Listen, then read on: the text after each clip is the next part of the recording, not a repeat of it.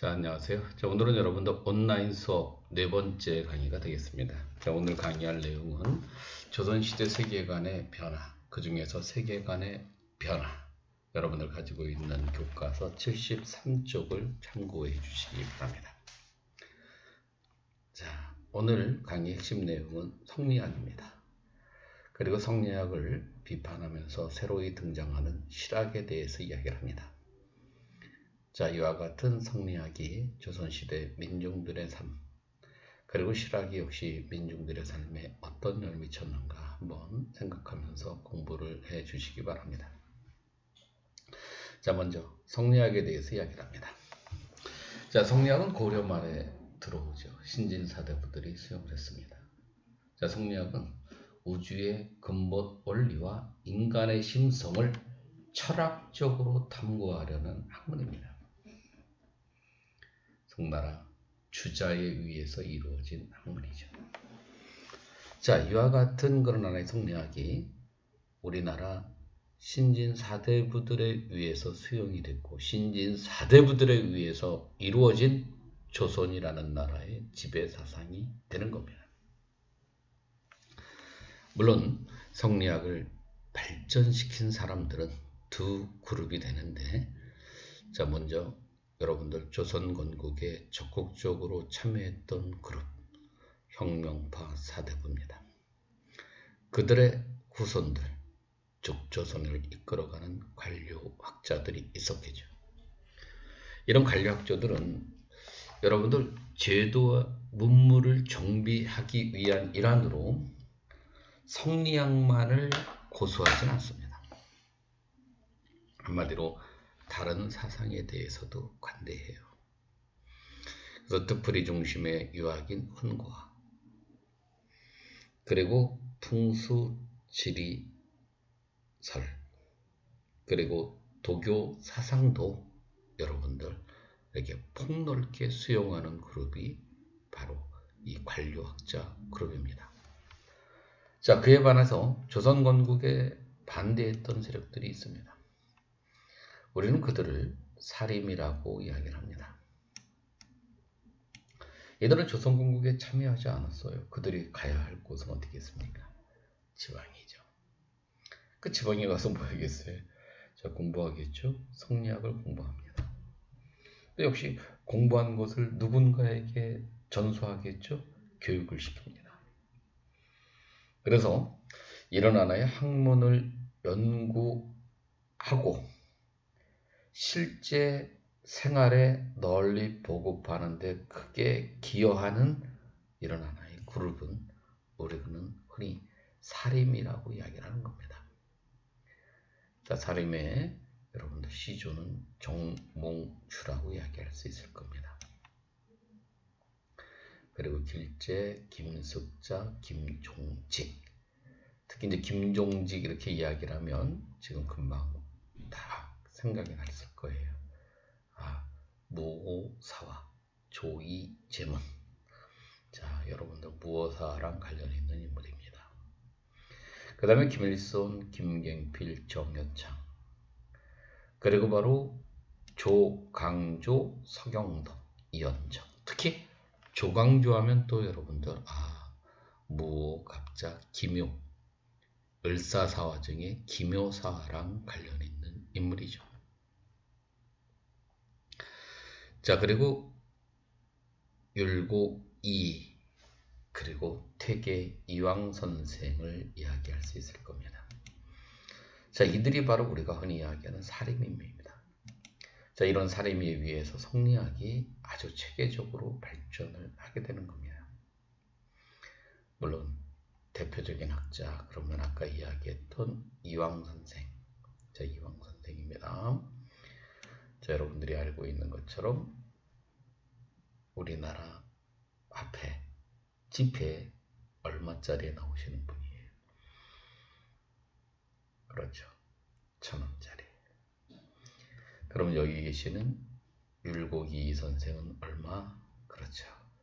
바로 5,000원짜리에 나오시는 분입니다. 자, 이런 퇴계 이황 선생은 특히 어떤 인간의 심성을 되게 중시하죠. 그래서 바로 주리론을 완성시키게 되는 분이고, 율곡 이 선생은 현실개혁적 성향이 되게 강한, 그래서 바로 십만장병서를 주장하기도 하는 겁니다. 그래서 여러분들, 주리론을 완성시킨 사람은 바로 이황, 그리고 주리기론을 체계화시킨 사람은 율곡 이 선생. 그래서 우리 이기론이라고 이야기하는 이 성리학의 사상계를 한 단계 더 업그레이드 시킨 분들입니다. 자, 그러면 이제 이와 같은 그런 성리학이 이렇게 사림에 비해서 상당히 체계화됐다고 이야기를 했어요. 그래서 이제 역시 마찬가지로 성리학이 이제 이렇게 조선의 민중들의 삶에까지 널리 영향을 미칩니다. 특히 이 소학이나 주자가래를 잊으시면 안 돼요. 여러분들 소학이라고 하는 책은 바른생활책입니다. 그리고 주자가래라고 하는 책은 여러분들 주자라고 하는 사람이 쓴 바로 가래, 간원상제의식을 이렇게 나름대로 이렇게 이야기한 책이에요. 따라서 이런 소학과 주자가래가 사실은 조선에 엄청난 영향을 미칩니다. 그래서 유교적인 윤리가 널리 보급되는 계기가 되는 겁니다. 물론 이런 하나의 이 성리학이 일반적으로 모든 그런 민중들의 삶, 개개인에게 미칠 뿐만 아니라 이렇게 향촌사회 문화에 또 역시 널리 보급되는 데는 서원과 향약의 역할이 되게 커요. 특히 서원이라고 하는 건 교육기관입니다. 바로 여러분들 주세붕이 만든, 여러분이 잘 알고 있는 여기 백운동 서원, 나중에 여러분들 우리가 무슨 서원이라고 그래요? 소수서원이라고 그러죠. 이 소수서원 같은 이것이 이제 효시입니다. 그래서 이와 같은 서원은 학문을 연구하고 후학을 양성하고 선현에 대한 제사를 지내는 곳입니다. 한마디로 성리학을 연구하는, 그리고 가르치는 연구기관이자 교육기관, 한마디로 지방문화의 중심적 역할, 바로 향촌의 유교문화의 중심적 역할을 수행하는 곳이 바로 서원입니다. 그뿐만 아니라 여러분들 이런 자치규약인 향약이라는 게 있습니다. 우리나라에는 여러분들 이렇게 여시향약을 조광조 선생이 이제 소개를 통해서 이렇게 향촌에 널리 보고, 그래서 양반서부터 평민까지 다 이 향약에 가입을 시켰습니다. 그래서 여러분들 향약이라고 하면 또 다른 말로 뭐 향교, 향원, 동약 다 똑같은 말이에요. 그런데 이 향약 자체가 누구 중심적으로? 양반이 중심으로 운영이 되었다는 사실입니다. 그리고 여러분들 4가지 덕목을 서로 이렇게 권하고 있는데 어떤 내용인가 한번 살펴보죠. 물론 여러분들 이렇게 향약에 따라, 고울에 따라 여러분 약간의 덕목은 다를 수 있지만 일반적으로 이렇게 4대 덕목, 덕업상권, 덕을 서로 권한다 이런 얘기죠. 과실상교, 여기 잘못을 서로 규제한다. 예속상교, 예를 갖다가 즉 풍속을 서로 교환한다. 그 다음 환난상열, 어려운 점을 서로 도운다. 그런데 이제 문제는 이 운영 자체가 아까 누구 중심이라고 그랬어요? 그렇죠. 양반이 중심이 되는 겁니다.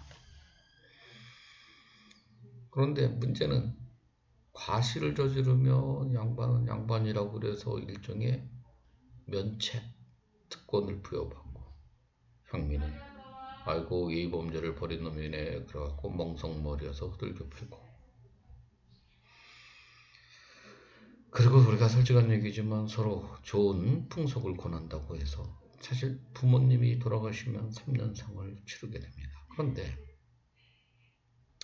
양반들이야 솔직한 얘기지만 먹고 사는 문제 해결 다 되죠. 아이고 부모님 돌아가셨네. 그래서 무덤 옆에 쉬면서 딱 계속 이 초가집 같은 거 아니면 아주 그냥 음악 같은 거 하나 짓고 아침, 점심, 저녁 엄마를 그리워하고 부모님을 그리워하면서 결국 지낼 수 있지만 일반 민중이 그렇게 해봐요. 굶어 죽습니다. 그러면서도 뭐라고 또 이야기를 해. 쌍꺼떨은 예의가 없어요. 막, 응? 이런 식으로 하면서 결국 이런 유교적인 윤리가 누구에게 그렇죠. 일반 민중들을 통제하는 수단으로 이용되기도 하는 것이 향약이 되는 겁니다. 그래서 이렇게 바람직한 것은 아니죠. 물론 뭐 순기능은 있습니다. 나쁜다는 건 아니에요. 그러니까 어떤 이제 우리가 역기능 중에 통제적 수단으로 악용이 됐다 이런 얘기죠. 물론 서원도 여러분들 지방 문화의 산실입니다. 나쁜 게 아니에요. 그런데 나중에 보면 이게 교육기관마다 또는 지역마다 약간의 학문적 풍토가 다르죠. 학풍의 차이가 발생합니다. 근데 이런 학풍의 차이가 나중에 붕당의 원인으로 작용을 한단 말이에요. 그래서 여러분들 이게 사실 이렇게 꼭 좋은 기능만이 아니라 이게 역기능의 역할을 하기도 해요. 그래서 여러분들 영조를 하는 사람이 이런 지혜엔정하면서 영조는 이런 당쟁의 근거지라고 서원을 이야기하면서 정리를 하기도 하는 겁니다. 물론 흥선대원군도 똑같아요. 흥선대원군도 보면 이 서원이 순기능을 했을 때는 참 좋은데 이게 아주 못된 짓, 어떤 특정 정치 세력이 나쁜 짓을 하는 아주 산식 또는 뭐 것이라고 생각을 하기 때문에 여러분들 서원을 대폭 정리해버리는 겁니다. 어쨌든 성리학이 널리 일반 민중들에게 널리 보급되게 되는 데는 역시 소학하고 주자가래 그리고 서원과 향약이 여러분들 중요한 역할을 했다. 이 이야기를 하고 싶은 겁니다. 자, 이런 성리학이 너무 지나치게 관념적이고 지나치게 명분을 너무 중시하다 보니까 어떻게 되겠어요? 이게 현실에 큰 도움이 안 돼요. 근데 그 도움이 되는지 안 되는지는 일을 겪어보면 아는데 참 임진왜란, 병자호란, 양난을 딱 겪어보니까 성리학이 한계가 있다는 걸 알게 됩니다. 그래서 이런 성리학에 대해서 비판적 시각을 갖는 사상이 등장하기 시작하는 거예요. 특히 성리학이 너무 지나치게 관념적이고 실천성이 떨어지기 때문에 자, 왕스인이라는 사람이 이러면 안 돼. 그래서 실천이 중요한 거야. 그래서 지행합일의 실천을 강조하는 양명학을 만듭니다. 그런데 이런 성리학의 문제는 우리만의 문제가 아니에요. 이미 중국에서도 성리학의 한계가 노출됐습니다. 그래서 바로 양명학이 등장했던 겁니다. 그리고 이 성리학은 지나치게 중국 중심적 성향이 강한 학문이에요. 중국이 최고라고 하는 중화주의 사상이 딱 깔려 있습니다. 그리고 사방에 중국 바깥에는 오랑캐들이다. 그러면서 얕잡아 보는 이런 하나의 중화주의 사상이 깔려 있었는데 이게 이제 문제가 되죠. 왜?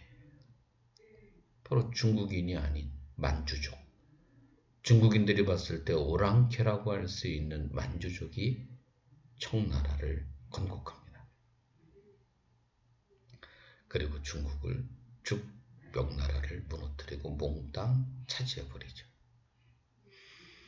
그러면 이런 성리학이 어떻게 되겠어요? 우리 한족 최고야. 우리는 중화민족이야. 이런 논리를 내세우기가 어렵죠. 그런 논리 내세우면 어떻게 되겠어? 만주족이 일로 와. 그래갖고 목을 땡강 자르겠죠. 그러다 보니까 이런 하나의 이 성리학을 대신해서 어떤 사실에 대해서 이 객관성을 강조하는 실제 생활에 도움을 많이 주는 그런 하나의 고중학이 유행을 하는 겁니다. 역시 양명학도 고중학도 우리나라에 전해지게 되고 성리학을 비판하는 학자들에 의해서 연구가 되기 시작을 하겠죠. 그리고 나아가서 서양 학문에 대해서 관심을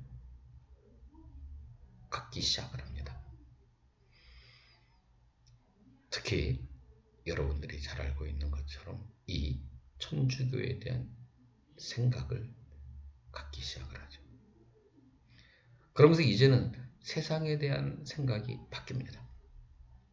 지금까지는 모든 것이 중국 중심이고 우리는 작은 중국이라고 하는 소중화주의 의식을 가지고 있었는데 이제 서서히 사람들의 머릿속에서 중국이 최고가 아니네. 우리나라도 여러분들 많이 바뀌죠. 우리나라가 요즘 경제적으로 문화적으로 조금 괜찮아졌잖아요. 그래서 예전에는 모든 게 다 미국이 최고야. 미국 게 최고야. 이렇게 이야기를 했는데 요즘 그런 생각 별로 안 하죠. 전자제품은 일본이 최고야. 이렇게 이야기를 했지만 요즘 우리나라 게 훨씬 좋습니다. 자, 이렇게 세상을 바라보는 생각이 바뀌어요. 중국 중심적 세계관이 서서히 극복이 되기 시작을 합니다. 그리고 나가서 이렇게 너무 관념적이어서 실제 생활에 도움이 되지 않는 이런 학문은 별로 민중들의 삶에 도움이 안 돼. 그러면서 실제 생활에 특히 사회 경제 문제 해결을 위한 그런 하나의 이 학문 실학이 등장을 하죠. 물론 실학에는 여러분들 농업을 중요시 여기는 중농학파가 있고 상공업을 통해서 뭔가 변화를 추구하는 중상학파가 있습니다. 이 중농학파들은 제도의 모순 자체가 바로 자영농을 몰락시키는 요인이 되기 때문에 제도의 개혁 그리고 이익 같은 사람들의 여러 가지 사회 모순에 대한 비판적 시각 이런 것들을 통해서 결국 자영농을 육성하려고 했던 사람들을 우리는 중농학파라고 이야기를 하는 겁니다. 특히 유영호는 여러분들 균전론이라는 토지제도를 주장했습니다. 자, 이 토지제도의 내용은 뭐냐? 땅을 분배해 준다는데 문제는 균등하게 분배한다고 하지만 사농공상 선비가 조금 더 많고 그 다음에 농민, 그 다음에 상인, 수공업자 이렇게 분배를 이야기했습니다. 근데 우리가 진짜 중요한 거는 바로 다른 게 아니라 땅을 분배한다는 사실입니다. 물론 한계는 있었죠. 아까 이야기한 것처럼 산업공상 차등적 분배, 성리학적 신분관을 극복하지 못한 한계는 있었다고 하지만 땅에 대한 분배를 주장한 유영호는 정말 선진 생각을 갖는 아주 당시에는 진보적 입장을 가지고 있는 학자였습니다. 나가서 이익이라고 하는 분은 한전론을 주장했습니다. 자, 한전론이라고 하는 건 어떤 내용이냐면 사료를 한번 보죠. 국가는 마땅히 한 집의 생활에 맞춰 재산을 계산해서 토지 및 부를 한 집의 영업전으로 한다. 땅이 많아서 팔고자 하는 것은 허락해 준다. 오직 영업전 몇 부 안에서 사고 파는 것을 살핀다. 이렇게 이야기를 해요. 자, 이게 이제 몇 부라는 게 중요한 게 이제 무슨 얘기냐면 이거예요. 자, 예를 들어서 자, A라는 집이 있었습니다. 1년에 그들이 자, 꼭 필요한 그런 하나의 이 경제적 비용이 쌀 100가마라고 하면 이 100가마를 생산하는 땅, 자, 요만큼이죠. 요만큼은 어떤 일이 있어도 이 땅은 매매가 안 되는 거예요. 뭐 나머지 땅들은 뭐 팔거나 아니면 뭐 돈이 있어서 더 사거나 아무 상관없어요. 근데 지금 뭐냐면 요 영업전, 소위 말하면 계속해서 이렇게 상속이 되는 요 땅만큼은 절대로 팔지 못하게 하는 거죠. 한마디로 그 사람네 집안이 망하도 최저 생계를 유지할 수 있는 비용은 보장해 주겠다는 거예요. 이해되죠? 자, 그뿐만 아닙니다. 이걸 이어서 정약용이라는 분은 뭐라고 그랬냐면 보세요. 자, 이제 농사 짓는 사람은 토지를 가지게 하고 농사 짓지 않는 사람은 토지를 갖지 못하게 하려면 여전제를 실시해야 된다. 참 이게 경자유전 이게 참 대단한 겁니다. 오늘날 이 근대적인 그런 하나의 이 토지 소유 개념을 가지고 있어요. 소위 말하면 토지 공유제입니다. 경작하는 사람만 가지라는 거예요. 얼마나 대단해요. 일여마다 일여라는 건 한 30가구. 그러니까 30가구가 여장을 두고 오늘날 따지면 꼭 한 마을에 2장을 두고 일여의 인민이 공동으로 경작하고 노동 일수에 따라 여민에게 분배한다. 이게 무슨 말이냐? 자, 일부 땅은 이렇게 이제 공동으로 생산해서 요 땅에서 나오는 요 생산물은 국가에 세금으로 내고 나머지 이 땅을 어떻게 경작을 하느냐? 자, 마을 단위로 경작을 하자는 거예요. 그리고 공동으로 생산해. 그럼 생산물을 그 사람이 일한 만큼, 그러니까 생산량을 분배하는데, 자, 한마디로 일한 만큼 분배해 주자는 거예요. 사회주의 국가의 경제 정책이랑 똑같습니다. 우리가 이제 뭐 공산주의와 사회주의를 이렇게 이야기할 때 사회주의는 일한 만큼 분배하는 거야. 공산주의는 필요한 만큼 분배받는 거야. 이렇게 이야기를 하죠. 한마디로 우리가 일한 만큼 분배하자. 공동으로 농사짓고 공동으로 이렇게 분배를 하는데 분배 기준을 일한 만큼 하자. 당시에 이런 생각을 하고 있다는 거.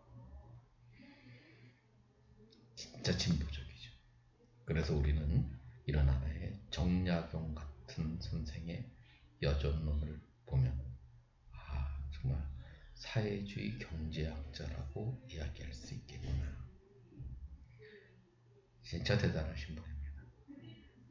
지금도 여러분들 이렇게 토지 공유제 하자 그러면 막 많은 사람들이 빨갱인 것 같아. 아니 무슨 얘기야. 뭐 이런 식으로 많이 이야기를 하잖아요. 지금도. 근데 이 시대에 땅에 대한 분배를 이야기한다는 거 얼마나 선진적입니다. 좀 대단할 것 같아요. 자, 이에 반해서 또 우리 중상 실학자들이 있습니다. 우리 중농 실학자들 유영원, 이익, 정약용 같은 분은 주로 우리가 흔히 이야기하는 경기도에 주로 사는 남인 계열의 인물, 그래서 우리 이제 일명 근기남인이다 이렇게 이야기를 해요. 뭐 여러분들 정약용 선생 그러면 아마 많이 들어봤을 겁니다.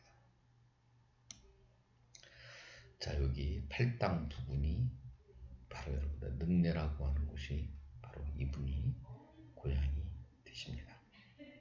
자, 그러면 여러분들 우리 또 이 실학에 있어도 중상실학은 어땠을까? 중상실학은 대표적인 인물이 유수원, 홍대영, 지온이, 제가. 자, 한마디로 상공업 발전을 통해서 잘 먹고 잘 살아보자. 한마디로 여러분들 시장 경제를 중시하자 뭐 이런 얘기예요. 그런데 여러분들 제가 이야기하고 싶은 건 이런 겁니다. 어떻게 상공업을 발전시킬 것이냐. 유수원과 홍대영은 성리학적 인식을 극복하자. 이게 무슨 얘기냐. 자, 유수원은 이야기했습니다. 성리학적 신분관부터 없애라. 산업공상의 차등적 신분관을 갖고 있는 한, 특히 상인, 그 다음에 여러분들 수공업자들, 즉 기술자들 대우해주지 않지 않느냐. 누가 상업에 종사하려고 하느냐. 두 번째, 홍대영은 성리학적 사고를 벗어나라. 이게 무슨 말이에요? 성리학적 경제관을 벗어나라. 특히 성리학에서는 가장 이상적인 사회는 바로 자영농 중심의 자급자족의 사회, 농업이 중요시 여기는 사회입니다. 자, 이런 생각을 갖고 있는 한 상공업 발전은 힘들지 않겠느냐. 그리고 박지원과 박재관은 구체적인 방법을 제시합니다. 박지원, 상업을 발전시키려고 하면 가장 좋은 거는 운송을 효율적으로 해야 물건값이 내려가게 되고 그러면 소비가 많이 이루어지지 않겠느냐. 그리고 화폐 사용을 해야 될 거 아니냐. 그러니까 실제로 어떤 상거래에 있어서 이게 활발한 유통이 이루어지려고 하면 대량 운송이 이루어져야 되고 그리고 실제로 물건을 사고 팔 때 좀 쉽게 화폐 사용을 적극적으로 주장을 합니다. 물론 이런 화폐 사용에 대해서 아까 이야기한 중농실학자였던 이익은 상당히 부정적이에요. 왜냐? 화폐가 나중에 이제 경제에서도 이야기를 하겠지만 전환이라고 그래서 화폐가 실질적으로 잘 돌고 돌아야 되는데 유통이 잘 돼야 되는데 당시 화폐에 대한 인식이 부족해서 화폐가 원활하게 돌질 않아요. 한마디로 여러분들 가끔씩 드라마라든가 이런 거 보면 자린고비의 상징은 돈을 억수로 벌어서 어떻게 돼요? 벽장 속에 현금을 모아두죠. 자, 이렇게 되면 돈이 어떻게 되겠습니까? 시중에 돈이 유통이 안 되죠. 그러면 어떤 현상이 돈의 가치가 올라가 버리죠. 그리고 여러분들 반대로 물건값이 이렇게 떨어질 겁니다. 그럼 어떤 현상이 나타날까요? 자, 금리가 올라가겠죠. 그러면 가난한 사람들이 주로 돈을 빌리는데 여러분들 이자 부담이 클 수밖에 없고 그래서 농민들이 몰락하는 현상이 많이 있었습니다. 그래서 바로 뭐라고 이야기했느냐? 돈은 이거 나쁜 것 같아. 돈은 사용하면 안 돼. 이렇게 주장했던 분이 바로 성호 이 선생입니다. 자, 그에 반해서 박지원은 아니야. 상공업이 발전하려면 이렇게 화폐 사용이 이루어져야 돼. 그리고 여러분들 중상실학자를 대표하는 박재가 같은 분은 뭐라고 그랬느냐? 특히 시험에서 많이 내죠. 이렇게 이야기를 했어요. 아이, 무슨 얘기요? 많이 써야 돼.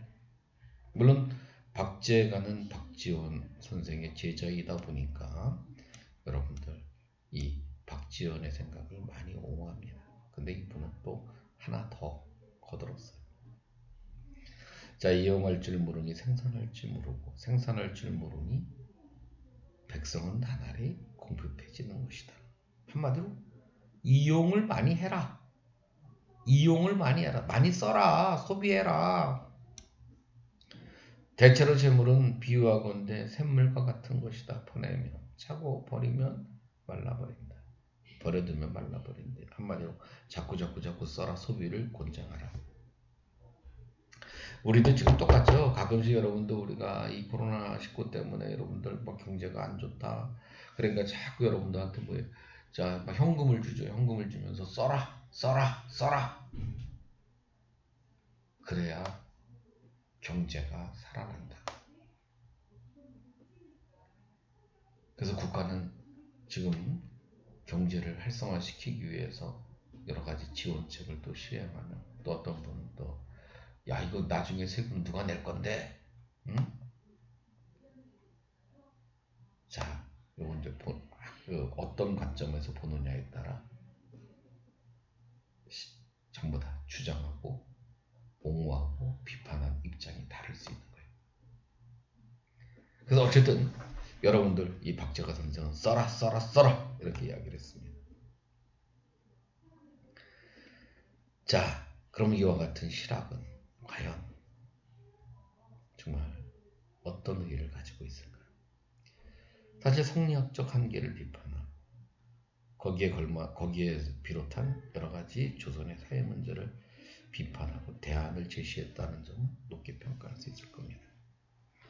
그런데 가장 큰 한계성은 뭐냐면 사실은 중농실학자들은 주로 정치로부터 밀려난 남인 계열이었다면 역시 중상실학을 주장한 인물들은 주로 소론 계열의 학자들에 의해서 이루어집니다. 여러분들 영조 이후서부터 사실상 노론이 집권을 하잖아요. 근데 약간 곁다리 세력들이지 곁다리. 그러다 보니까 어떻게 되겠어요? 결국 이렇게 실제 생활에 그리고 조선의 지배 사상이 되지 못하는 겁니다. 따라서 조선이라고 하는 나라는 사실 500여 년 동안 지배 사상은 성리학입니다. 자, 이해되셨죠? 자, 그러면 이제 또 하나의 커다란 변화 중에 하나가 바로 세상을 바라보는 생각이 바뀌었듯이 이제 우리 중심의 학문에 관심을 갖기 시작을 하는 겁니다. 그래서 우리가 이제 국학이라고 이야기를 하죠. 국학을 이야기한다면 국어, 국사, 국토지리 이런 것들이 되는 겁니다. 자, 일단 가장 큰 변화는 여러분들 중화주의 사상이 강한 성리학이 한계가 노출이 됐습니다. 그리고 서양의 과학기술이 우리에게 전해짐으로 인해서 생각이 변화를 갖기 시작하죠. 첫 번째가 여러분들 고려 만국전도 같은 지도가 우리나라에 들어옵니다.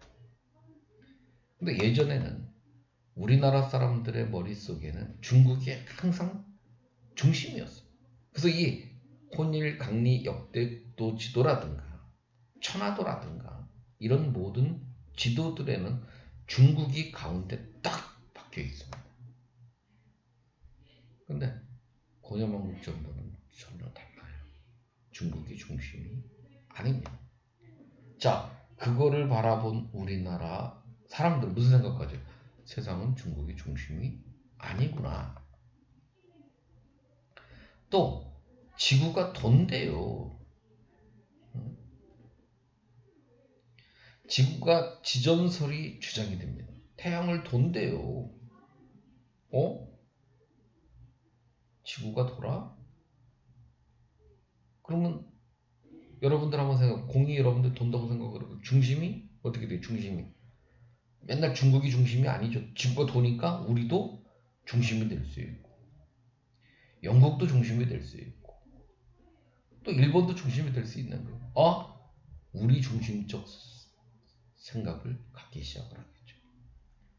그래서 여러분들 성리학에 대한 한계성, 그 다음에 서양의 과학기술의 전례, 자, 이것은 우리나라 사람들의 생각의 변화, 세상을 바라보는 관점이 변하기 시작하면서 자, 이제 우리 거에 대한 관심을 갖기 시작합니다.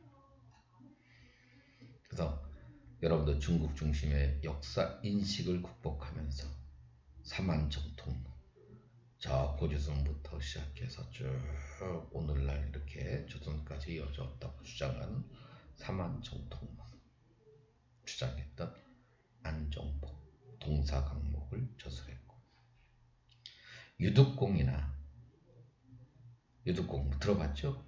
응? 이런 사람이 발해고라고 하는 책을 썼잖아요. 그러면서 결국 발해고는 만주 지역이 우리 역사의 일부로 인식을 하는 거죠. 어떤 우리나라의 영토관이 넓어지는 거예요. 왜냐? 예전에는 여러분도 이렇게 압록강서부터 두만강 이남만이 우리 영토로 인식했던 것이 만주까지 넓어지는 거예요. 자, 그뿐만 아니라 지리에서도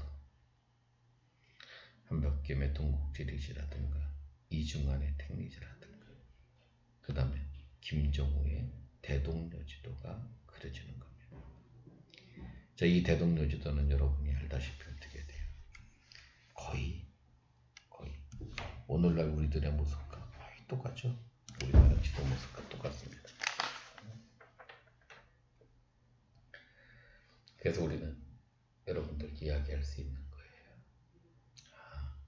정말 사실적으로, 객관적으로, 실제 생활에 또 사실 이 대동여지도 한 장만 봐도 내가 가야 될 곳이 몇 리이고 그리고 대략 몇 시간 정도 걸릴 것인지를 확인할 수 있는 지도가 되는 겁니다. 그래서 여러분들 조선시대 후기에 우리 거에 관심을 갖기 시작했다는 거.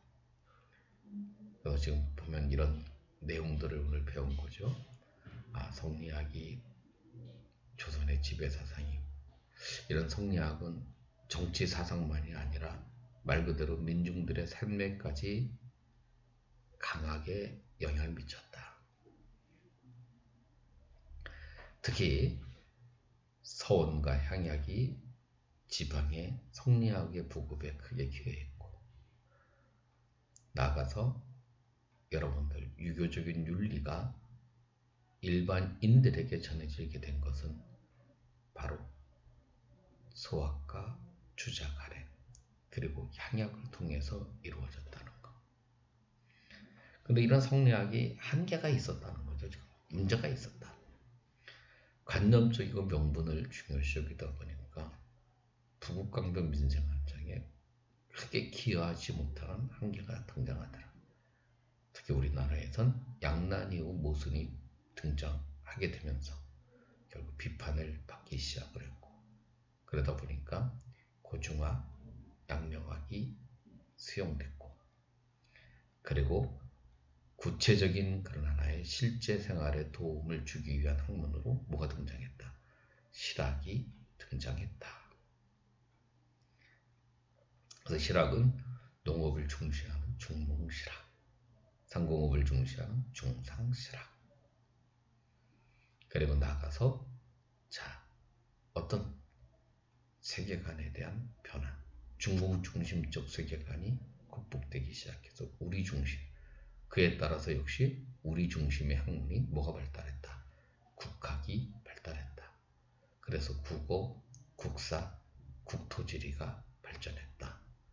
이렇게 이야기한 겁니다. 자, 이것으로서 온라인 수업 네 번째 강의를 마치기로 하겠습니다. 대단히 감사합니다.